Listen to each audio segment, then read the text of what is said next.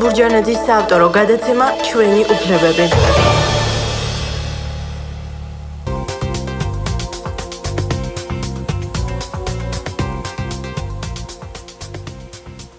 მოგესალმებით ძვირფასო რადიო მსმენელებო, მოგესალმებით საქართველოს ხმის რადიოს მსმენელებს. დღეს არის 4 შაბათი, 10:30, როგორც შეგვირდით.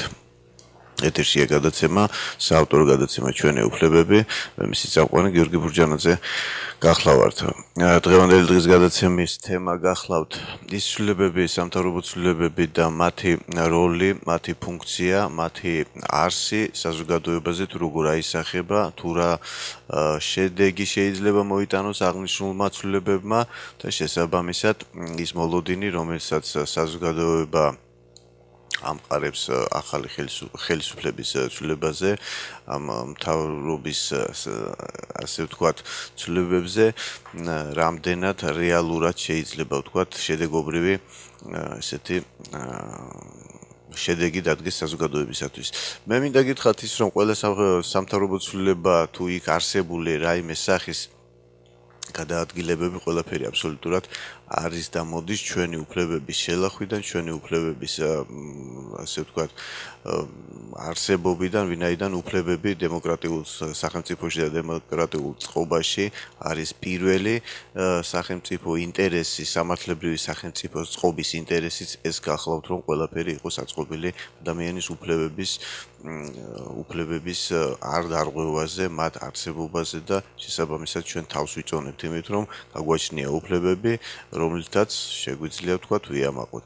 მაგრამ ხშირ შემთხვევაში ბოლო პერიოდში განვითარებული მოვლენებიდან გამომდინარე ჩვენ გვეთქმის ის, რომ საქართველოში ადამიანის უფლებები გარკვეულწილად შელახულია, მათი უფლებების დაცვა და დაცვის მექანიზმები საკმაოდ მწირი ფორმატით შემოიფარგლება და არ არის ისე, როგორც უნდა იყოს. იმ სიმაღლეზე ნამდვილად არ დგას ადამიანის უფლებები, რომელზედაც სახელმწიფო სტრუქტურა საუბრობს და ჩვენ ხშირად ვისაუბრია იმაზე, რომ იმ ავტომობილებიდან, იმ კაბინეტებიდან ძალიან ცუდად ჩანს ამ გადმოსახედიდან რეალურად ის სივრცე, სადაც ისინი იმყოფებიან.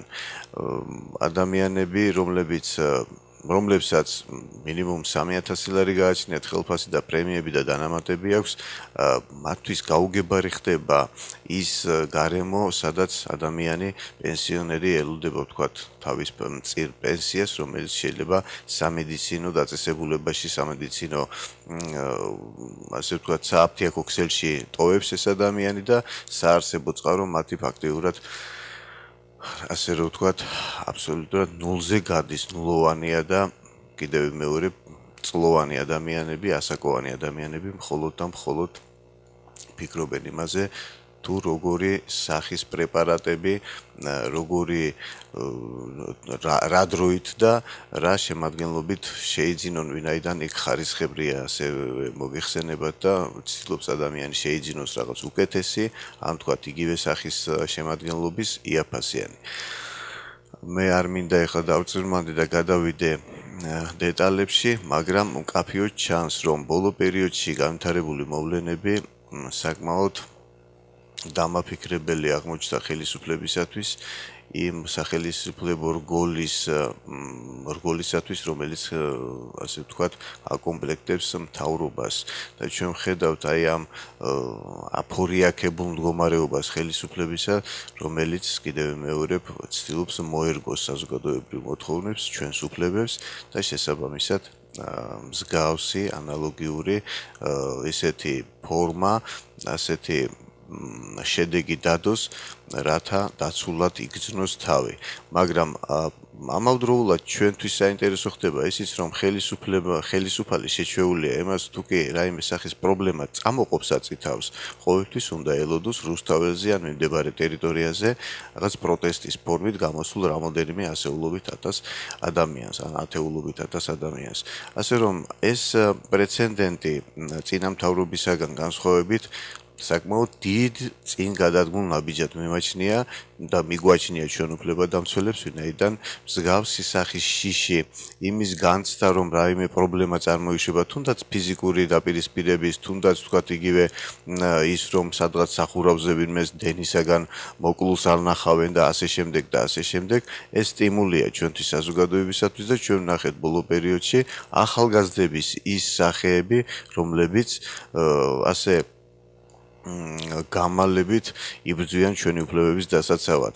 ჩვენ გვახსოვს ბოლო პერიოდში იგივე რუსთაველზე მდგომი ის ადამიანები, კიდევ მეორე მეც იქ ვიყავი მაშინ და სიამოვნებდა და შოკში ვიყავი იქიდან გამომდინარე, რომ ბავშვები, თინეიჯერები, სტუდენტები, ახალგაზრდები, როგორ გითხრათ 22-23 წლამდე ასაკის ახალგაზრდები იყვნენ ძირითადად 85% იქ მდგომი ადამიანებისა და ჩემთვის ეს იყო ნამდვილად საამაყო, რომ ახალგაზრდა თაობა ცდილობდა რაღაც ცვლილებები შეეტანა საზოგადოების და სახელმწიფო წყობილების განვითარებისათვის და დიდი მადლობა მათ, რომ მიაღწიეს ამის. ამიტომ ვიძახით ჩვენ ეხლა აღვნიშნე, რომ ხელისუფალი მუდამ იმ შიში უნდა იყოს და მუდამ ის განცდა უნდა კონდეს, რომ მისი მხრიდან რაიმე სახის უფლებების დარღვევისა, ჩვენი უფლებების დარღვევისა შედეგი იქნება იმისა და მიზეზი იქნება იმისა, რომ ხვალდაზე რაიმე სახის ესეთი ფართო მასშტაბიანი საპროტესტო ტალღა მოყვება ამას.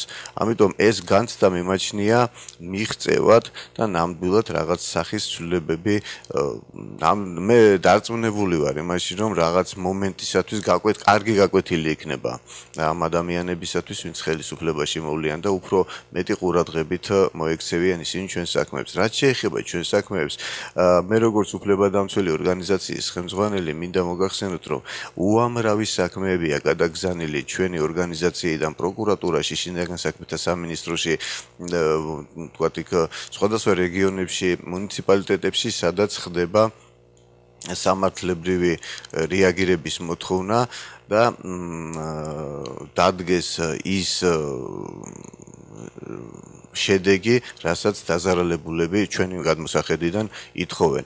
ამიტომ მიმაჩნია, რომ პირველი ეტაპი ტალღისა ცვლილებები მაქვს ხედულობაში ნამდვილად მოგვიტანს მინიმუმ დაახლოებით რაღაც 20-30%-იან სხვაობას იმისას, რომ გადაიხედება თავზე შემოდებული ის ტვერდადებული საქმეები.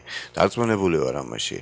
სწორედ აი ამ ესტაფეტაზე, ასე ვთქვათ, მდგომი არასამთავრობო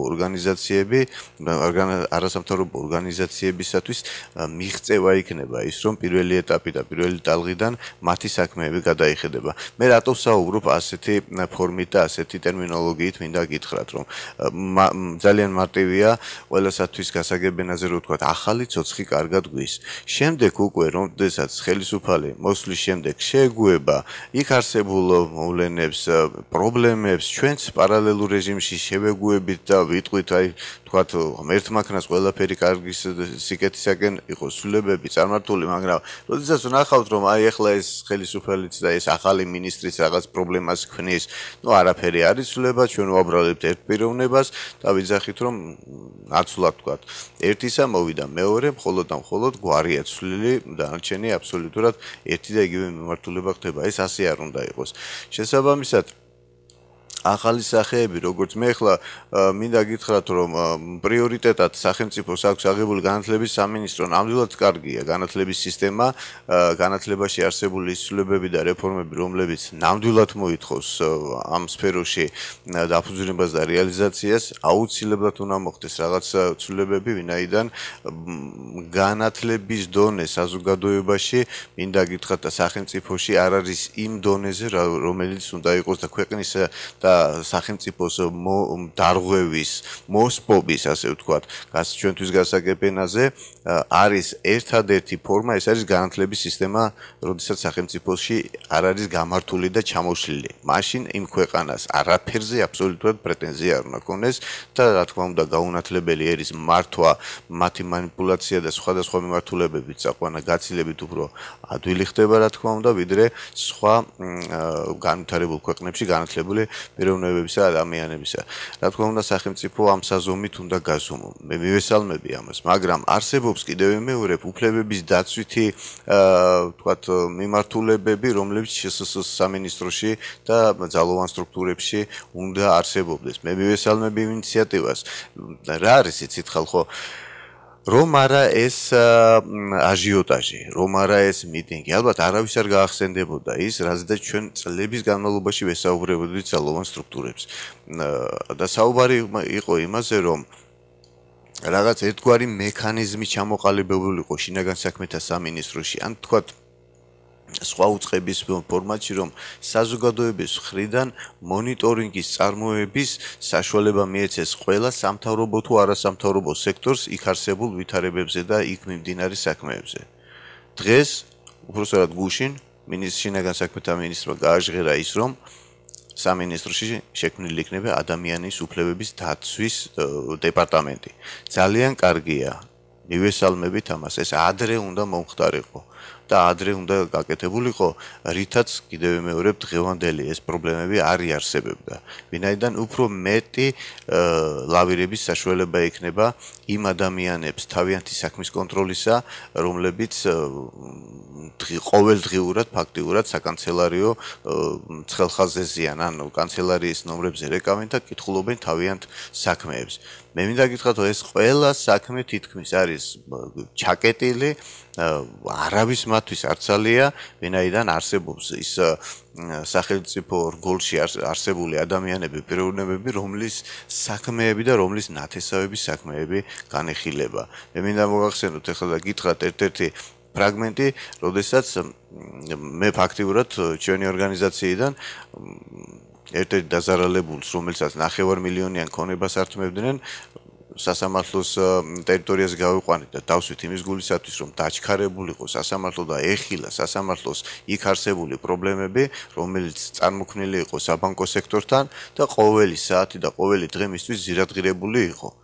და დღესაც მისი საქმე განუხილველია, სასამართლომ არ მიიღო არანაირად ხედვაში ის, რომ პერიმეტრზე მისთან ტერიტორიაზე წლოვანი ქალბატონი შიმშილობდა, გამოთქვავდა პროტესტს, რათა მას ქონებას ართმევდნენ. არავინ არ განეხილა, არ დააჩქარეს.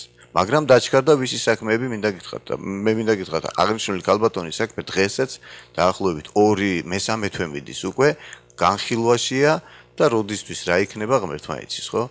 მაგრამ რა ხდება ახლა სახელმწიფო რგოლიდან წამოსული ესეთი ინიციატივა და ესეთი მითითებები, რომლებიც სასამართლო უწყებისთვის ხდება.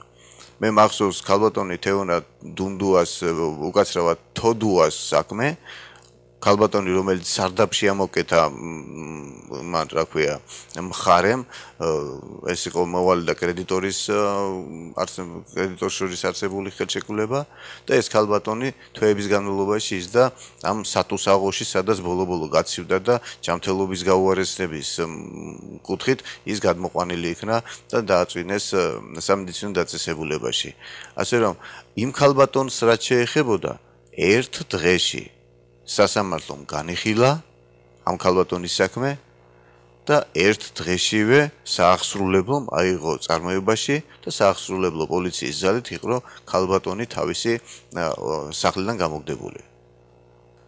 შედარება რო გავაკეთოთ, მინდა გითხრათ, მე როგორც უფლებადამცველი ვფიქრობ და მაქვს ამის საფუძვლიანი ეჭვი იმისა და ფიქრი ნამდვილად საფუძველი იმისა, რომ ვიფიქრო, რომ ეს ქვეყანა ყოფილა პარლამენტარების, ისევე როგორც თქვენც ფიქრობთ დარწმუნებული ვართ, ყოფილა სახელმწიფო სტრუქტურაში არსებულ მომუშავე რამოდენიმე ასეულობით ათასი ადამიანის, დანარჩენი მილიონები კი შევცქერივართ მათ საქმიანობას და კეთილდღეობას, უყურებთ ყოველდღიურად როგორ დიდრდებიან ეს ადამიანები.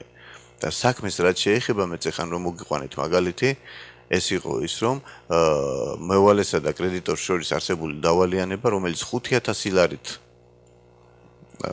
გაჩნდა და დამთავრდა 55,000 დოლარამდე, მაპატიეთ 5,000 დოლარით დაიწყო და 55,000 დოლარამდე ავიდა ეს თანხა, გასესხებული თანხა.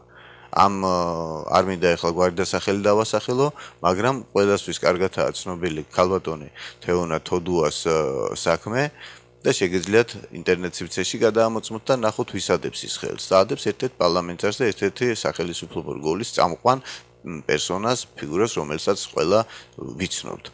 ესე იგი, მისი დარეკვის შემდეგ 1 საათში დაახლოებით სასამართლო პროცესი გაიმართლა და იმავე დღეს სააღსრულებო წარმოებაში აიღო და ფაქტიურად 24 საათში მოხდა საქმის დაწყებაც და დამთავრებაც. მაშინ, როდესაც სხვა რიგით მომკვდავს დაახლოებით რამოდენიმე თვე ჭირდება აღნიშნული საქმის განსახორციელებლად და მისაღწევად აი ამის. ამიტომ მე ვისურვებდი, რომ სამთავრობო ცვლილების დროს და მთავრობის სახელმწიფო რგოლში აი ესეთი გადახარისხების შემდეგ აი ამასაც ძალიან დიდი მნიშვნელობა მიენიჭონ, რომ უნდა არსებობდეს სასამართლოში ისეთი რაღაც ესე ვთქვათ პირობითად კომისია, რომელიც სასწრაფო გადაუდებელ საქმეებს force majeure-ში განიხილავს და რაღაც შედეგს დაუდებს დაზარალებულს. ვინაიდან კიდევ ვიმეორებ, რომ არა ჩვენი გამოსვლა, ვთქვათ, დაზარალებულების გამოსვლა სასამართლო დარბაზთან და სასამართლოს მიმდებარე ტერიტორიაზე უკაცრავად დღეს ბანკი არ დაიხევდა უკან და ნაცვლად რამოდენიმე დღისა არ მიცევდა 7 თვეს. ანუ ჩვენ შედეგი კი დავსვით, მაგრამ არასრულყოფილი შედეგია ეს დაზარალებულთათვის, რომელსაც აბსოლუტურად არანაირი ცვლილება არ მიეცა თავის საქმეში. მხოლოდ დროის ფაქტორი იყო ნაჩუქარი, ასე ვთქვათ, აი ამ აჟიოტაჟისაგან და აი ამ გამოსვლისაგან. მე არავის არ მოუწოდებ ქუჩაში გამოსვლისთვის და თუ კი საჭირო იქნება, რა თქმა უნდა, რაზეა საუბარი, თუ ადამიანი ვერ ნახავს თავისი უფლებების დამცავ რაღაც მექანიზმს, იგივე ჩვენი მხრიდან, არასამთავრობოების მხრიდან, იგივე ვთქვათ, სახელმწიფო რგოლისგან ან საზოგადოებისაგან, მეტი არაფერი არ დარჩენია მათ. და მე გადაცემის დაწყების თავშივე აღვნიშნე, რომ ადამიანს თუ კი იმის საშუალება არ აქვს, კარგი ნათელი მაგალითი იყო, რა მოხდა რუსთაველზე რამოდენიმე დღის უკან. და აი ამან რა გამოიწვია, ასე რომ შესაბამისად ყველა ადამიანი გულში სადღაც სიღრმეში ფიქრობს, რომ თუ ის ვერ მიაღწევს სიმართლეს რაღაც ჯგუფთან ერთად და აი იმ თანამოაზრე ადამიანებთან ერთად მსგავსი სახის აქციებს გამართავს, ხო? მაგრამ ის აქცია მე მინდა გითხრათ განსხვავებული ფორმაა, ვთქვათ, იგივე ჩვენთვის რიგითი ადამიანებისათვის იმ ყოფა ცხოვრებაში მყოფ ადამიანებს, რომლებსაც უმეტესწილად სხვა მიმართულებები და სხვა პრობლემები გაგვაჩნია ღმერთმა აცილოს საქართველოს შვილმკვდარი მამების აი ესეთი გამოსვლები და ღმერთმა აკმაროს საქართველოს ის შვილების იმ ადამიანების მკვდომა, რომელმაც აი ეს ტალღა გამოიწვია. მე ნამდვილად არ ვისურვებდი, რომ მსგავსი სახის პრობლემა ტკივილი ნებისმიერმა ოჯახმა გადაიტანოს, ღმერთმა არიდოს და აცილოს ესეთი სახის ტკივილი ჩვენს ოჯახებს და საქართველოში მყოფ ყველა ადამიანს. ასე რომ კიდევ ვიმეორებ, განათლება საზოგადოებრივი, განათლება ცხოვრებისეული ჩვენ რიგითმა ადამიანებმა მივიღეთ. მე ურჩევდი ხელისუფალს, ურჩევდი ახალ მინისტრს, რომ ეს კეისები, რომლებიც ძველი წლების განმავლობაში თაროზე შემოდებული, ასე ვთქვათ, ნელი შენელებული ფორმის ბომბები დავარქვათ ამას, მე მინდა მათ უთხრა, რომ რაღაც სხვა კუთხითაც გაინათლება და სხვა რეაქცია მოყვება საზოგადოებისაგან, თუ ისინი მათ დროულად არ გადახედავენ, ვინაიდან წლებია ადამიანები ელოდებიან პასუხს და შესაბამისად პასუხის ღირსი უნდა გახდეს ეს ადამიანები ამ ცვლილებების შემდეგ. მაგრამ არის ერთი მაგრამ და არის ერთი პრობლემა, რომ განათლება შინაგან საქმეთა სამინისტროს საგამოძიებო სამსახურებში არ შეესაბამება იმ სტანდარტებს, რომლებიც რეალურად არის. მე არავის არ მინდა რომ შეურაცხყოფა მივაყენო, მაგრამ არაკომპეტენტური გამომძიებლები და არაკომპეტენტური ადამიანები მომრავლდა ამ სისტემაში. ჩვენ უყურებთ უკვე, რომ ვიღაცა ვიღაცის ნათესავი, ვიღაცა ვიღაცის ბიძაშვილი ინიშნება და შესაბამისად მათ სერიოზულ დისკომფორტს უქმნიან იმ პროფესიონალებს, რომლებიც მათ გვერდით არის. და ის დატვირთვა ვიზუალში ჩვენ ხედავთ პირობითად კიდევ ვიმეორებ, დაახლოებით 1000 ადამიანს საგამოძიებო სტრუქტურაში, მაგრამ ამ 1000 ადამიანისაგან დაახლოებით 400 არაპროფესიონალია.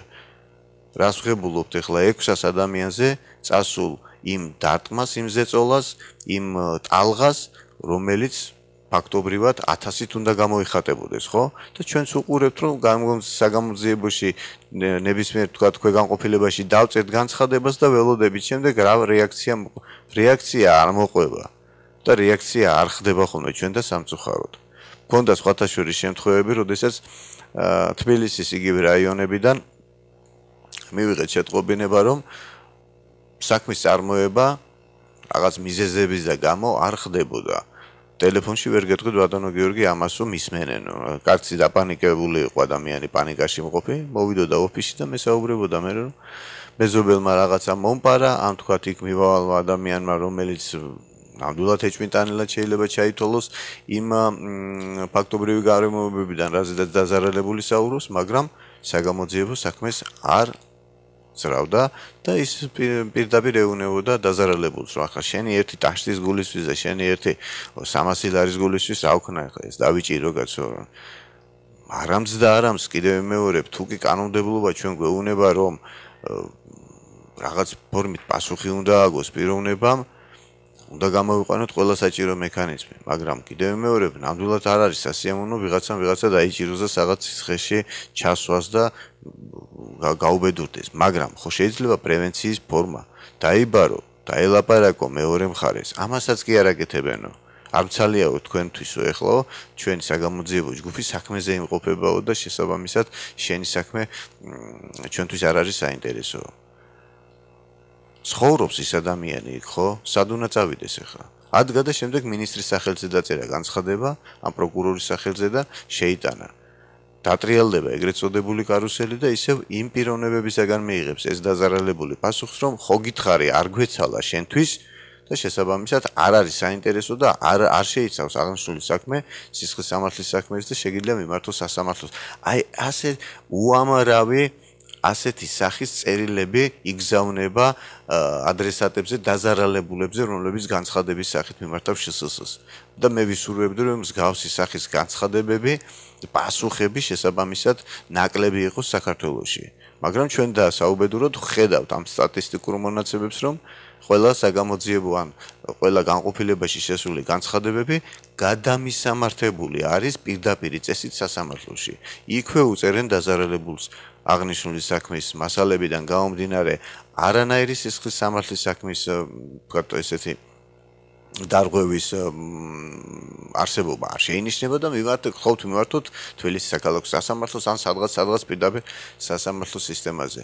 მაშინ როდესაც მე მაგალითად მაქვს ერთ-ერთი უკრაინელი არის ბელორუსი ადამიანების განცხადებები, რომლებიც წლების განმავლობაში ცდილობენ თავიანთი უფლებების შელახული უფლებების აღდგენას და იმ ფინანსური ზარალის ანაზღაურებას, რომლებიც წლების განმავლობაში მათ ქართველი და საქართველოში ცხოვრები ადამიანებისაგან იგემეს. ერთი შემთხვევა მაქვს, როდესაც 254,000 ევროს ედავება კომპანიონი პარტნიორის შეპესეში არსებულ ესე ვთქვათ პარტნიორს, რომელმაც ქართველი დააზარალა, უცხოელი დააზარალა, ეს ადამიანი ქართველია და ითხოვს ამ თანხის დაბრუნებას. დღემდე პასუხი არ მისულა და იყო ერთი შემთხვევა, როდესაც მივიდა, ეს იყო სამოქალაქო მიმართეთ სასამართლოს ერთი სიტყვით, რომ თქვენი უფლებები იყოს დაცული, აქ სისხლის სამართლის არანაირი საქმის არსებობა არ არისო და დანაშაული არ არისო. ასე რომ მეორე ვთქვათ, აი იგივე უკრაინელი ბელორუსი ვახსენე, ჩამოიტანა პიროვნებამ დაასაწყობა ერთ-ერთი ქართველის მასში ავტოფარეხში $38,000 ღირებულების საკონელი სარეალიზაციოდ გამზადებული, დაახლოებით 2 დღეში დაიკარგა აღნიშნული საკონელი და აქაც პოლიციის თანამშრომლობა აღნიშნეს, რომ არანაირი პრობლემა, არანაირი პრეტენზია არ უნდა გააჩნდეს მხარეს, ვინაიდან არ იკვეთება თურმე სისხლის სამართლის არც ერთი მუხლის დარღვევა და მათ თავიანთი დავა უნდა გააგრძელონ სასამართლოში. ასე რომ კიდევ ვიმეორებ, მე ვისურვებდი, რომ ასეთი სახის უნიათობას, ასეთი სახის უძიერ დამოკიდებულებას საქმისათვის ეს ადამიანები არ უნდა იჩენდნენ. და მე გეუბნებით, რომ საქართველოს შინაგან საქმეთა სამინისტროს უკვე აქვს ლაქა და ეს ლაქა დევს კანცელარიაში შეგიძლიათ შებრძანდეთ ჩემო ბატონებო, თუ ეს არ გჯერათ ჩვენი ორგანიზაციისაგან და უფლებადამცველი ორგანიზაციებისაგან, მოგიწოდებთ მიბრძანდეთ კანცელარიაში და მოიკითხოთ რამდენი საქმე დევს თაროზე, ახალი მინისტრის გასაგონად, ახალი პრემიერ-მინისტრის გასაგონად. ასე რომ პრეტენზიები გააჩნია ჩვენნაირ ორგანიზაციებს, ექნება ყოველთვის იმ დაზარალებულებს, რომლებიც ვერც ერთი ხელისუფალი მოსვლის პერიოდში ვერ აღწევს თავისი უფლებების დაცვას. და ის ყოველთვის უფლება შელახულად და დამცირებულად გრძნობს თავს. ასე რომ ამ კატეგორიას კიდევ ვიმეორებ ციფრობრივი რაოდენობით რო გელაპარაკოთ, ძალიან დიდ ციფრზე ავდივართ და გირჩევდით ყურადღება მიაქციოთ და გადახედოთ ყველა იმ საქმეს, რომლითაც განმეორდები ეს ადამიანები თავს გალანძღულად, შეურაცხყოფილად გრძნობენ. სამწუხაროდ ჩვენი გადაცემის დრო დასასრულს უახლოვდება, სულ რამოდენიმე წუთი დარჩა, 2 წუთი დარჩა გადაცემის დასრულებამდე. მე მინდა მსმენელებს მადლობა მოუხადო იმისათვის, რომ უკვე ფორმატი ჩვენი გადაცემის შეცვლილია, პერიოდი მინდა გითხრათ, ნაცვლად 2 შაბათი, 4 შაბათი პარასკევისა გავდივართ ეთერში მხოლოდ და მხოლოდ 4 შაბათ დღეს. ეს გამოწვეული იყო უბრალოდ იმიდან, რომ საავტორო უფლება მოგეხსენებათ ჩემი ასე ვთქვათ გია ბურჯანაძის სახელზე იყო და ფიზიკურად მიჭირდა ეთერში გამოსვლა და ფაქტიურად თქვენთან კომუნიკაცია, ასე რომ გადავწყვიტეთ შემდეგ საქართველოს რადიო საქართველოს ხმის ხელმძღვანელობასთან ერთად, რომ კვირაში ერთი დღე დაგვეთმო და თქვენთან საშუალება მომეცა ესეთი ურთიერთობისა, რისთვისაც ძალიან დიდ მადლობას უხდი რადიო საქართველოს ხმის ხელმძღვანელობას. მე მსმენელებს შევახსენებ ჩვენი გადაცემის სახელწოდებას, ეს გახლავთ ჩვენი უფლებები, ეს არის საავტორო გადაცემა და კიდევ ვიმეორებ, გავალთ ყოველი კვირის 4 შაბათ დღეს 10-ის ნახევარზე. მინდა დაგემშვიდობოთ ძვირფასო რადიო მსმენელებო, წარმატებებს გისურვებთ და მომავალ შეხვედრამდე. კვლავ შევხვდებით ერთმანეთს 4 შაბათს 10-ის ნახევარზე.